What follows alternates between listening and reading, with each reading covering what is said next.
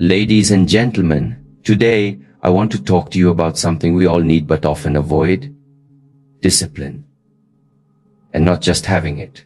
I mean craving it. I mean training your mind to want it, even when every fiber of your being wants to quit, rest, delay, or escape.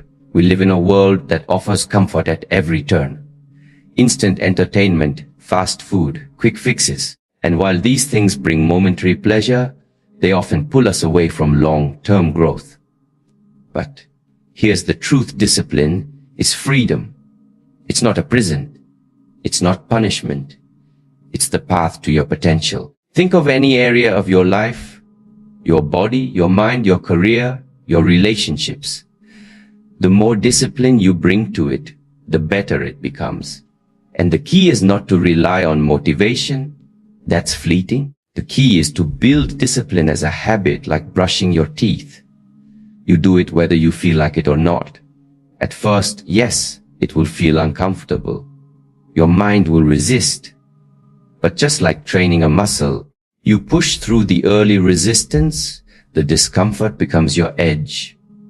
Eventually, you begin to crave the feeling of control, the satisfaction of progress, the thrill of winning against your old self. You can train your mind to love the grind, to appreciate the early mornings, the hard choices, the consistency, not because they're easy, but because they make you powerful. Discipline is not a punishment. It is self-respect. You telling the world and yourself that you're serious about your life. So the next time you don't feel like showing up, remember this: the pain of discipline weighs ounces. The pain of regret weighs tons. Train your mind, not just to obey discipline, but to crave it. At first glance, the word discipline often feels like a constraint, something cold, rigid, and limiting. Many people associate it with rules, punishment, or sacrifice. It's that early morning alarm, the skipped dessert, the hour spent practicing instead of relaxing.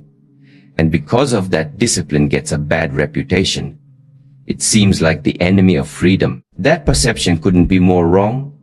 True freedom, the ability to live the life you want, to become who you want to be, and to do what you set out to do, requires discipline. Without discipline, freedom is nothing more than chaos dressed up as liberty. Think about it: if you're constantly reacting to cravings, urges, distractions, and emotions, you're not free. You're a slave to them. You're being pulled around by forces that care nothing about your goals or well-being. Imagine wanting financial freedom but being unable to control spending, or wanting health but never sticking to a workout, or wanting to write a book but never sitting down to write. Without discipline, your desires stay locked behind the walls of your own inconsistency. Now picture someone who has trained their mind. They wake up early not because they're forced to, but because they've chosen a purpose. They say no to temptation, not because they're afraid of pleasure, but because they value their goals more than momentary satisfaction. That person experiences a deeper level of freedom, the freedom of self-control. Discipline gives you ownership over your life. It lets you say, this is who I am. This is what I choose. It allows you to close the gap between intention and action. Instead of dreaming about the life you want, discipline lets you build it, brick by brick, day by day. It is not the shackles that hold you back, the key that unlocks the life you've imagined. When you understand this, you stop seeing discipline as the thing you have to do and start seeing it as the thing that lets you do everything else. You're no longer confined by impulse or ruled by emotion. You're guided by purpose. Discipline is the foundation beneath every strong, lasting achievement. Athletes, artists, leaders, innovators, none of them got where they are through chaos or luck alone. They build their freedom through discipline. And here's the twist: once you commit to discipline, life actually gets easier. Decisions become simpler because you've already defined your path. You no longer waste time debating with yourself. You act with clarity and direction. You no longer fear failure the same way. You know you're showing up consistently. That's a powerful kind of peace. So, the next time you feel like discipline is taking something away from you, ask yourself what it's actually giving you. We all crave comfort, built into us, a natural instinct to seek warmth, safety, familiarity, and ease. In small doses, comfort is a good thing. It allows us to rest, recover, and find peace. But in large doses, it becomes a trap. It seduces us into staying where we are, even when we know we're capable of much more. Comfort is deceptive. It whispers lies like, "You've done enough? You can do it tomorrow," or "This is good enough." And while those thoughts feel pleasant in the moment, they slowly kill progress. They anchor us in the present and chain us to our current circumstances. Growth, on the other hand, always requires discomfort. It demands that we step outside of what's easy and familiar. Think about any area of true improvement in life. Building muscle requires soreness. Learning a new skill requires confusion and repeated mistakes. Developing emotional intelligence requires difficult conversations. Launching a business demands uncertainty and risk. In every case, growth lives on the other side of struggle. Yet in today's world, we are surrounded by opportunities to escape that struggle. If we're bored, we scroll. We're tired, we binge watch. If we're anxious, we numb. Modern technology and convenience have made it incredibly easy to avoid discomfort, and in doing so, they've made it harder for us to grow. The paradox is this: the more you chase comfort, the more discomfort you end up feeling in the long run. You feel the discomfort of regret, of stagnation, of watching others progress while you remain stuck. You feel mentally weaker, more frustrated, and less fulfilled. Comfort in the short term often creates chaos in the long term. On the flip side, the more you embrace discomfort, deliberately and consistently, the more powerful you become. You build resilience, mental toughness, and confidence. You begin to trust yourself because you've proven that you can do hard things. You start to see challenges not as threats, but as opportunities to evolve. This mindset shift is crucial. Instead of running from discomfort, learn to run toward it. Not recklessly, but intentionally. Wake up earlier than feels good. Do the workout you don't want to do. Have the conversation you've been avoiding. Turn off the distraction and face the task head on. These moments, small and uncomfortable, are the training grounds of growth. Comfort zones are not meant to be permanent residences. They're meant to be resting points between periods of challenge. The goal is not to eliminate comfort entirely, but to stop letting it rule your life. Because the truth is, nothing extraordinary ever happens inside your comfort zone. All your greatest achievements, your most powerful transformations, and your deepest breakthroughs, they're waiting outside of it. When you begin to see comfort as a signal, not to settle, but to push, that's when everything begins to change. Motivation feels amazing when it's there. It's that surge of energy that pushes you to start something new, a workout routine, a business idea, a creative project. It makes everything feel possible.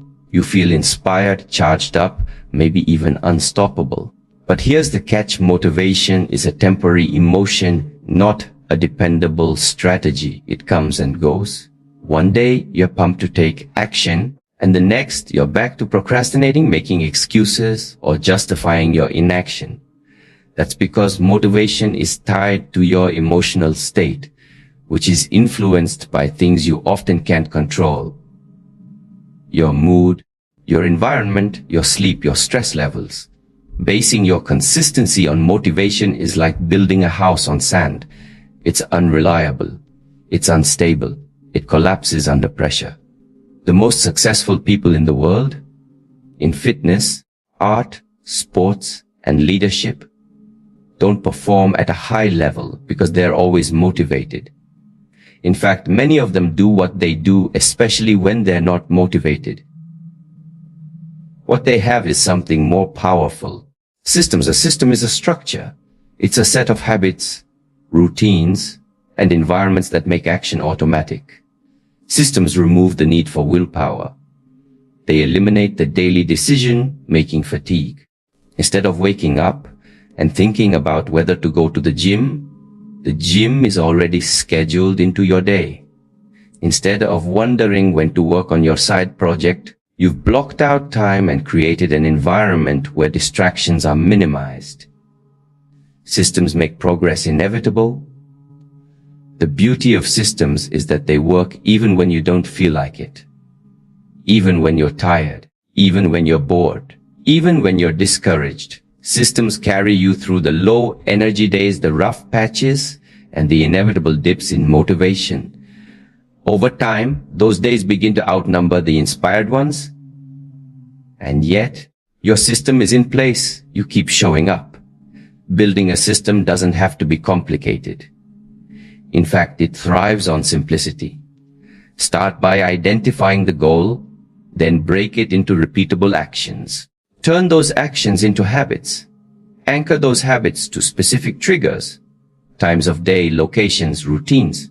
Track them, refine them, optimize them, and most importantly, commit to them. For example, if your goal is to write a book, don't wait until you feel inspired to write. Create a system, write 500 words every morning at 700 a.m. before checking your phone. If your goal is to get fit, don't aim to feel like working out. Schedule your workouts, prepare your gear in advance, and follow a specific program. These are systems that support your success, regardless of your emotional state.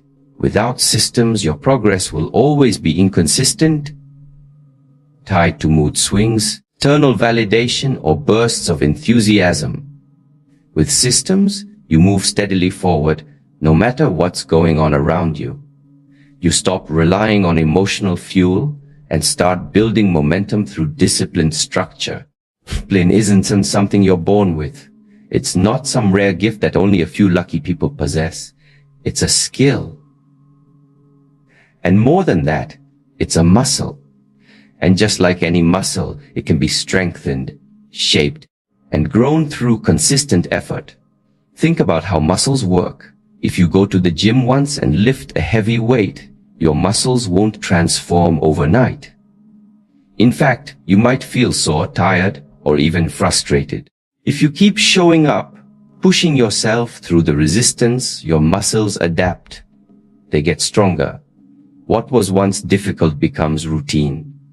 The same is true for discipline. When you begin to practice discipline, it feels unnatural. You'll want to quit early, hit snooze, skip the uncomfortable parts. You might fail more than you succeed at first. But those initial struggles aren't signs of weakness. They're training sessions.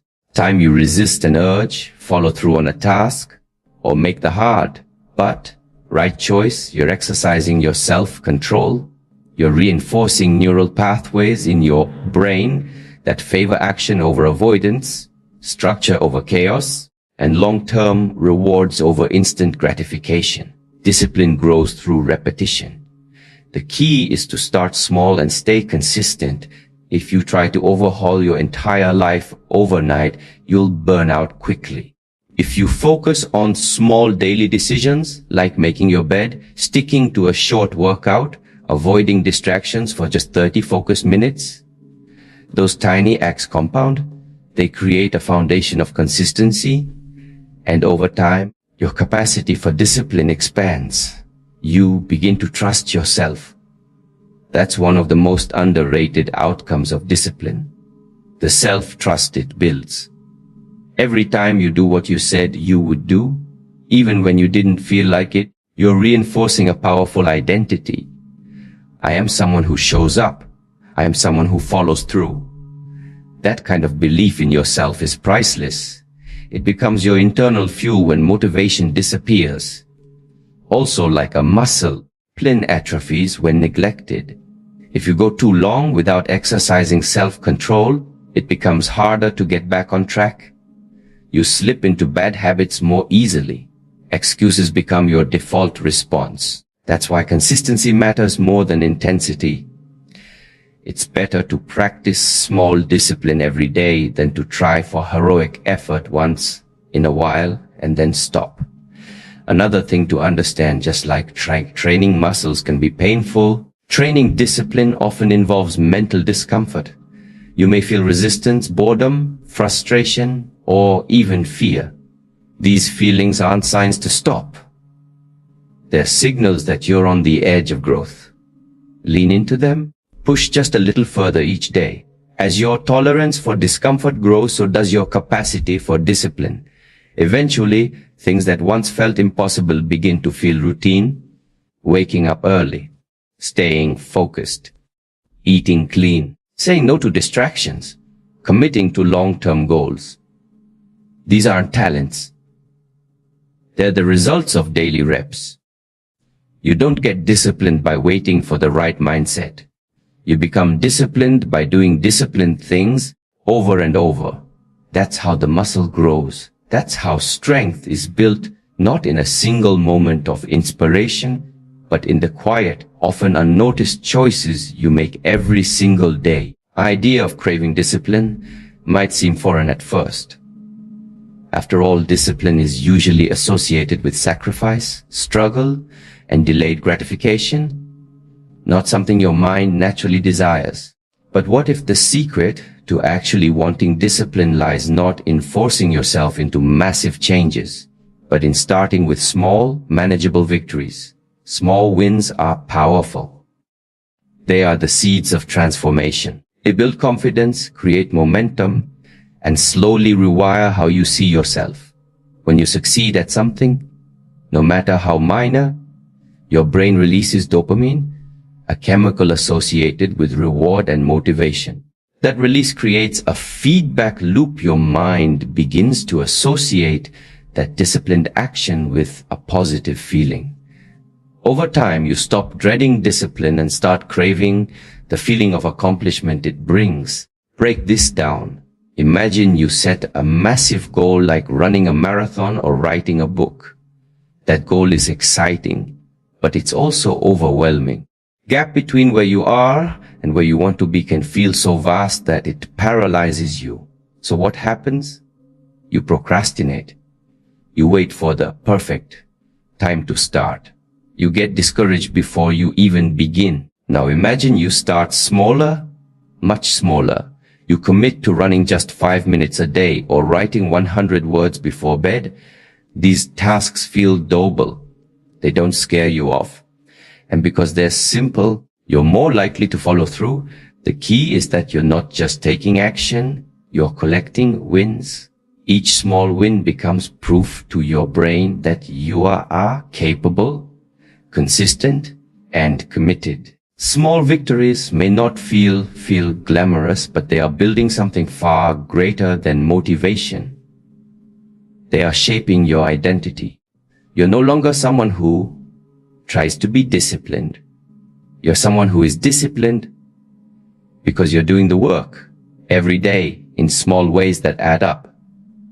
This concept is backed by psychology. Behavioral change expert B.J. Fogg refers to it as success momentum. When you experience success, even tiny success, you become more willing to take the next step. You build self-efficacy, which is your belief in your ability to influence outcomes. That belief is everything when you're cultivating discipline.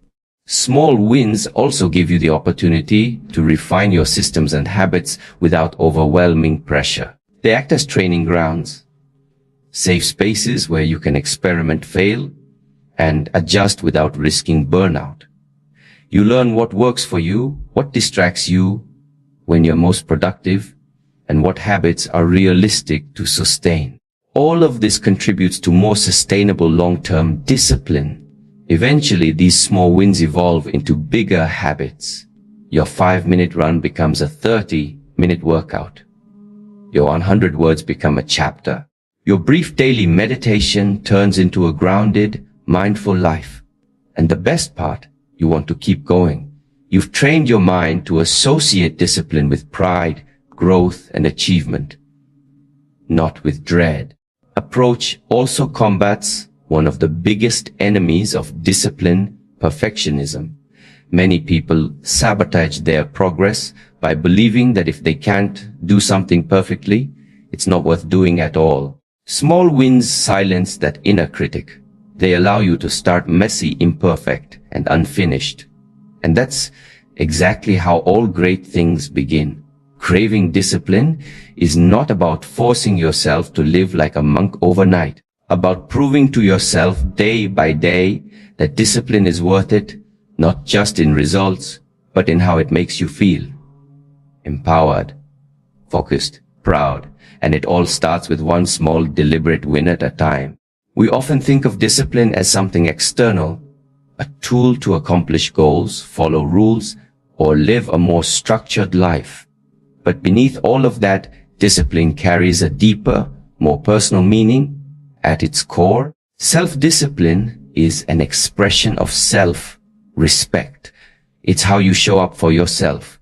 It's how you demonstrate that your time, your goals, your well-being, and your future actually matter to you. When you commit to something and follow through, you are sending yourself a powerful message. I am worthy of effort. I am worthy of growth. I am worth the challenge.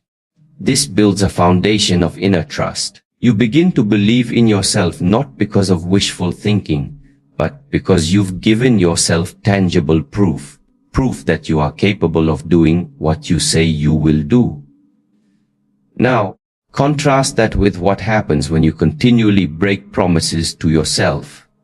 You say you'll wake up early, but you hit snooze. You say you'll start eating healthy, but you reach for junk food. You plan to work on your goals, but you get distracted.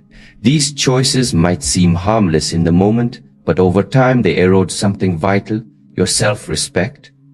Every time you give in to short-term comfort over long-term growth, you're reinforcing the belief that your goals aren't important and that your word doesn't carry weight, even to yourself. Imagine treating a friend the way many people treat themselves. Imagine telling someone you care about, I'll be there, and then never showing up. Eventually, they'd stop trusting you. That's exactly what happens internally when you live without self-discipline.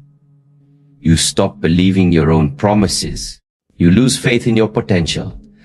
And that loss of trust creates insecurity, anxiety, and a constant low-grade dissatisfaction with yourself and your life. Self-discipline reverses that cycle. It's not about being perfect, about trying again consistently. It's about honoring your own voice and taking action that aligns with your highest standards, even when it's inconvenient. Especially when it's inconvenient. That's when your self-respect grows the most, not when it's easy, but when it's hard and you still choose to act in your best interest. There is also a quiet dignity that comes from self-discipline. It doesn't scream for attention. It doesn't boast, but it radiates confidence, the kind that doesn't need validation because it's built on integrity. People who are disciplined carry a certain energy. They know they can rely on themselves. They don't need to explain it. You can see it in their consistency, their focus, and the way they manage their time and choices. That strength comes from deep respect for their own values and potential. Discipline isn't about punishment. It's not about being hard on yourself or denying yourself joy. In fact, it's quite the opposite. It's about creating a life that reflects your values, about choosing actions today that your future self will thank you for. Every disciplined decision becomes a statement: I matter. My dreams matter. My life matters. You begin to live in alignment with who you want to become, instead of just talking about it. And that alignment builds real pride. Not the kind of pride that comes from ego, but the kind that comes from effort. The kind that allows you to look in the mirror and say, I did what I said I would do. That kind of self-respect cannot be borrowed or faked. It can only be earned, one disciplined choice at a time. The more consistently you act in ways that honor your goals, the more deeply you begin to respect yourself, and the more naturally discipline becomes part of who you are. Not a burden, but a reflection of your inner strength. Not a sacrifice, but a gift you give to yourself every single day. In a world that thrives on speed, immediacy, and instant access to everything, from information to entertainment to dopamine, the ability to delay gratification stands out as one of the most powerful traits a person can develop. Not just a skill, it's a mindset, a way of life, and a defining characteristic of those who achieve lasting success and fulfillment. Delayed gratification means choosing long-term rewards over short-term pleasure. It means resisting the pull of what feels good now in order to invest in something greater later. And while it may sound simple, it goes directly against our modern conditioning. We are constantly bombarded with options designed to satisfy us instantly: fast food, one-click shopping, endless scrolling, instant messaging, quick fix advice. Culture of convenience trains us to expect results with minimal effort and maximum speed. But here's the hard truth: nothing truly meaningful comes instantly. Whether it's building a strong body, mastering a craft, cultivating a deep relationship, or achieving financial freedom, every worthwhile goal takes time, effort, consistency, and patience. And delayed gratification is the bridge between your current discipline and your future reward. What makes this ability such a superpower is how rare it has become. In a sea of impulsiveness, people who can wait, who can hold the line, who can stick to a vision that hasn't yet materialized, they stand out, they gain an edge. While others are quitting because the results aren't immediate, those who delay gratification keep building. While others chase every new trend or distraction, they stay focused.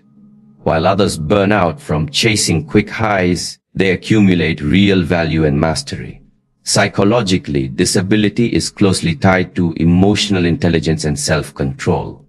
In the famous marshmallow experiment conducted at Stanford, researchers found that children who were able to wait longer for a larger reward later tended to have better life outcomes, higher SATI scores, better stress management, and stronger social competence.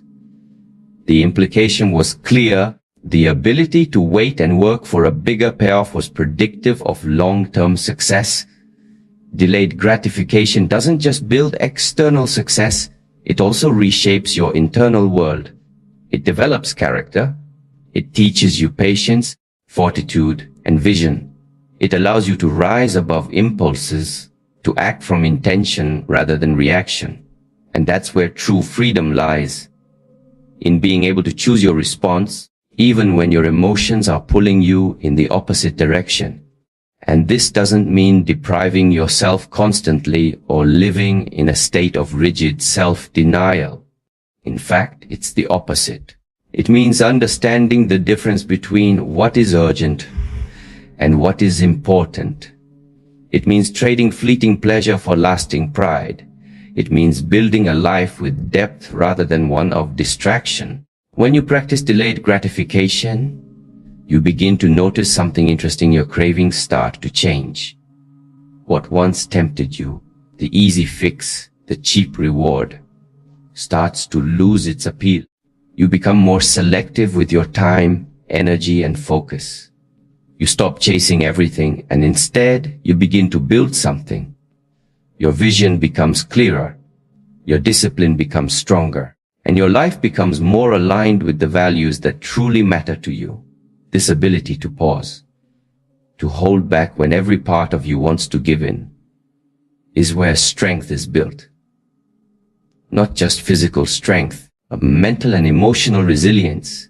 Every time you say, not yet, to a distraction, to a shortcut, or to a quick hit of comfort, you are saying yes To your future self, you are saying, I trust you. I believe in you.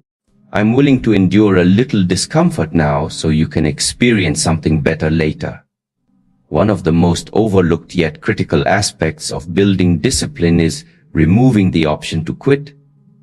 Not reducing it, not avoiding it, eliminating it. Because as long as quitting remains a viable path in your mind, discipline becomes a fragile thing, something conditional, something negotiable, something that disappears the moment things get hard. Let's be clear, discipline isn't just tested when everything is going well. True discipline shows up when the excitement fades, when the results are slow, when the novelty wears off, and when discomfort kicks in. And in those moments, the moments of struggle, frustration, boredom, or even failure, your mind will look for an escape route. It will try to rationalize quitting. It will whisper, "Isn't for me," or "I've tried hard enough," or "There must be an easier way." That's why you need to close that mental door before you get there. When you remove the option to quit, something incredible happens. Your energy stops leaking into indecision. You stop wasting time arguing with yourself about whether you'll keep going. You stop negotiating with your weaknesses. Stop creating exit strategies for goals that are supposed to matter to you. Instead, all your focus, all your effort, and all your creativity go into how to keep going, not whether to keep going. Think about it like this. Imagine you're on a ship headed toward a distant island. Your goal? If you allow lifeboats to remain on board, then the moment a storm hits, your instinct will be to jump ship. But if those lifeboats are gone, the only way forward is through the storm. You'll find a way to navigate it. You'll fix the sails, you'll patch the leaks, you'll ride out the waves, because you have to. That's what commitment looks like. That's where real discipline begins to thrive. This principle applies to every area of life: fitness, business, relationships, education, personal development. You keep one foot out the door. I'll try this until it gets hard, or I'll give it a few weeks and see how I feel. You're already halfway to failure. Success demands full presence, full engagement, full ownership. Full ownership means removing the escape clause. Of course, removing the option to quit doesn't mean you ignore feedback or that you can't pivot or adapt. But it does mean that your commitment to growth never wavers. You may change strategies, but you don't abandon the mission. You may take breaks to rest, but you don't surrender to comfort. You stay the course, not because it's easy, but because it matters. The most disciplined people in the world don't succeed because they never feel like quitting. They succeed because they made a decision and then burned the mental bridges that led back to mediocrity. They don't wait for motivation to return. They remove quitting as an option, so the only direction left is forward. And this mindset shift is incredibly liberating. When quitting is off the table, fear starts to fade. Procrastination loses its grip. You no longer second guess yourself every time the path gets rocky. Instead, you become resourceful, you become resilient, you start to trust your ability to adapt, endure, and finish. And over time, mindset becomes part of who you are. You no longer see obstacles as reasons to give up. You see them as part of the journey. You don't stop when it's difficult. You rise to meet the difficulty. You don't ask, should I continue? You ask, what's the next step? And that shift changes everything. One of the greatest lies people buy into when struggling with discipline is the belief that they have to feel ready, motivated, or inspired before they can take action. They wait for the perfect emotional state, for energy to surge, confidence to rise, and clarity to arrive before they begin.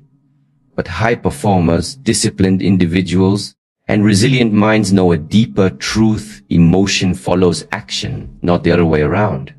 Your feelings are not always reliable guides. In fact, they can be wildly inconsistent. One day you might feel excited to tackle your goals. The next you feel sluggish and apathetic. If you tie your actions to those fluctuating emotions, your life will become reactive and inconsistent. But when you lead with action, when you take the first step despite how you feel, your emotions begin to shift in response to your movement. This is a fundamental psychological principle.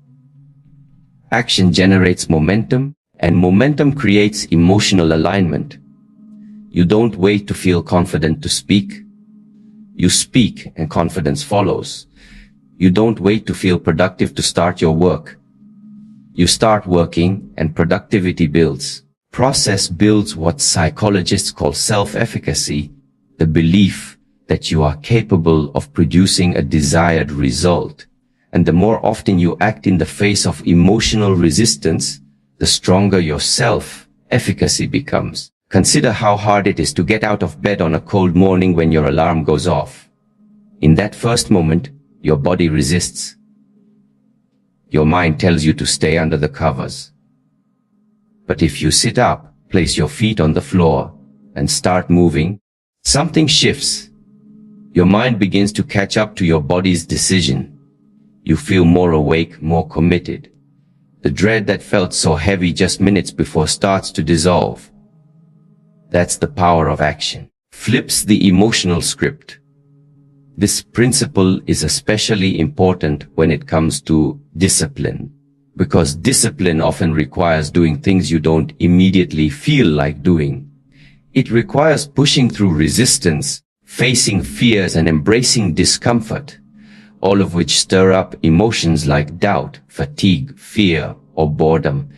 If you let those emotions dictate your actions, your progress will be constantly stalled. You learn to act first, to move before the motivation shows up. You reclaim control. There's a hidden benefit to this as well. When you consistently act despite your mood, you build emotional resilience. You begin to realize that you can feel discomfort and still move. You can feel unmotivated and still show up. You can feel overwhelmed and still do the next step. Kind of mental toughness separates the people who dream from the people who do. And over time, this becomes a self-reinforcing cycle. You act, your emotions align, your confidence grows, and it becomes easier to act again. You start to trust yourself, not because you always feel good, but because you know you'll act even when you don't. You stop waiting for the right mood. And instead, you create the right momentum. Is how people who seem disciplined actually operate. They're not magical beings fueled by endless motivation. They're people who have trained themselves to act in alignment with their goals, regardless of how they feel in the moment. They've reversed the common formula. Instead of thinking feelings action, they live by the truth that action gave feelings. And this doesn't mean you ignore your emotions entirely. It means you respect them without obeying them blindly. You acknowledge the fear, the hesitation, the resistance, but you act anyway. And in doing so, you teach your mind a new language, that movement leads to motivation, that progress calms anxiety, and that courage isn't the absence of fear, it's the decision to take the first step despite it. When it comes to discipline, a common misconception that success requires monumental bursts of effort, intense work marathons, sudden radical lifestyle changes, or massive leaps of progress. While moments of high intensity can be useful, the truth is that consistency beats intensity every single time when it comes to building lasting habits and achieving meaningful goals. Consistency is about showing up day after day, regardless of your mood, energy levels, or external circumstances. It's the daily small steps, the repeated actions, and the commitment to maintain momentum over the long haul. In contrast, Intensity without consistency is like a sprint that quickly burns out. You may start with fireworks, but you run out of fuel and often end up frustrated or defeated. One of the reasons consistency is so powerful is because it taps into the compound effect. Just as money grows exponentially with compound interest, your efforts accumulate over time. Single workout or a day of focused work might seem insignificant in isolation, but when repeated consistently, those small efforts stack up to create massive transformation. Secret to this compounding effect lies in the fact that each action builds on the previous one, strengthening neural pathways, increasing skill, and reinforcing your identity as someone who does. Moreover, consistency reduces overwhelm. Trying to overhaul your life overnight with intense effort can backfire because it creates unrealistic expectations.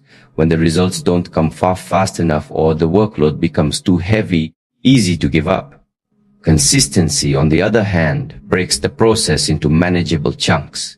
It makes progress feel attainable, which keeps motivation alive and minimizes burnout.